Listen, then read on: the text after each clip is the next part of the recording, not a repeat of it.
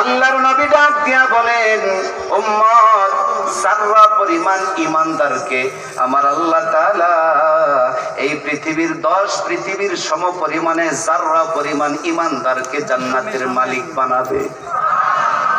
এত আস্তে সুবহানাল্লাহ, আরো জোরে কন্যা। কত পরিমাণ ঈমান থাকলে? যাররা কাকে বলে? আসেন আসেন, এটার ব্যাখ্যা দিতে গেলে আমার মূল আলোচনা লম্বা হয়ে যাবে। এতটুকুর কথার মধ্যে রাখলাম, একটু মিসাল দিয়ে আমার কথা আমি সামনের দিকে বাড়াবো।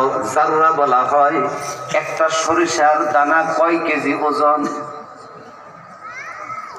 আপনারা কথা কি, আপনার কি সমস্যা আছে? তাহলে কথা কোন নাকি? আমি যে কথা বলতেছি, প্রশ্ন করছি, উত্তর তো দিতে হবে। তাও কয় না। কথা বলার ক্ষমতা দিচ্ছেন কে? প্রমাণ দেই না। আল্লামাহুল বায়ান,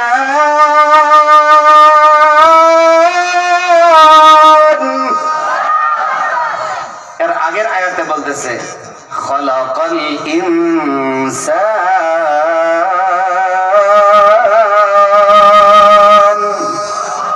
মানুষ সৃষ্টি করেছি আমি। আল্লামাহুল বায়ান, কথা বলার ক্ষমতা, কথা বলার ভাষাও শিখাইছি আমি। তাহলে কথা বলবো না চুপ থাকবো? জোরে বলেন।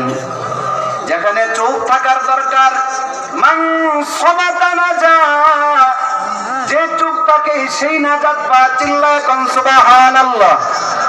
যেখানে চুপ থাকা দরকার সেই জায়গায় চুপ থাকবো। যখন সিংহের মতন গর্জন দেওয়া দরকার সেই সময় বাঘের মতন, সিংহের মতন গর্জন দিয়ে সোনার বাংলার জমিন থেকে কাদিয়ানি নামক কাফেরদেরকে বিতাড়িত করে ছাড়বো। কথা বলো ঠিক কিনা? মুসলমানের একটাই হাতিয়ার, মুসলমানের একটাই কামান, মুসলমানের কোনো বিমান নাই, অস্ত্র নাই, মুসলমানের কোনো বুলেট নাই, মুসলমানের কোনো অস্ত্র নাই, শক্তি নাই। একটা মাত্রই বুলেট, একটা মাত্রই অস্ত্র, সেটা হলো নারায়ে তাকবীর, আল্লাহু আকবার। চিল্লায় বলুন ঠিক কিনা? এই নারায়ে তাকবীর, আল্লাহু আকবারের বোমা যদি বিস্ফোরণ যদি হয়ে যায়, তাহলে কাদিয়ানি নামক সম্প্রদায় সোনার বাংলার জমিনে থাকতে পারবে না।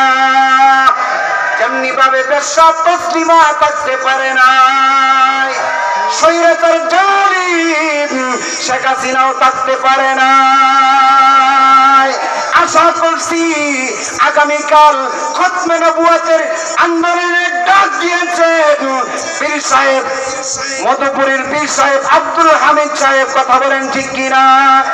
আগামীকাল ও নবীর উম্মত, এটা প্রত্যেকটা ইমানদারের দাবি, ইমানের দাবি, ইমানের ডিউটি। যার যতটুকু সাধ্য আছে, ক্ষমতা আছে, ঘরে বসে থাকলে চলবে না।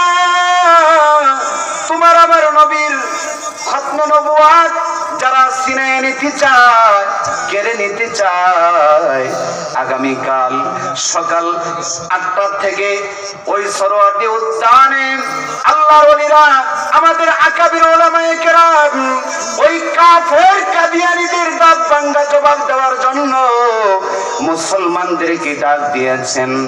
এ নবীর উম্মত, নবীর ইজ্জত, নবীর সম্মান, নবীর ক্ষুণ্ণমান কোনদিন ক্ষুণ্ণ যদি না চাও, নিজের জীবনটা যদি প্রয়োজন হয়, নিজের বুকের তাজা খুনটা রাজপথে ঢেলে দিব, এরপরেও নবীর ইজ্জতকে হরণ করতে দিব না।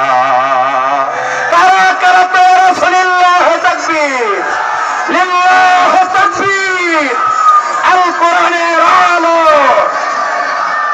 সংসদে জালো, কাফের কাফের, কাদিয়ানীরা কাফের।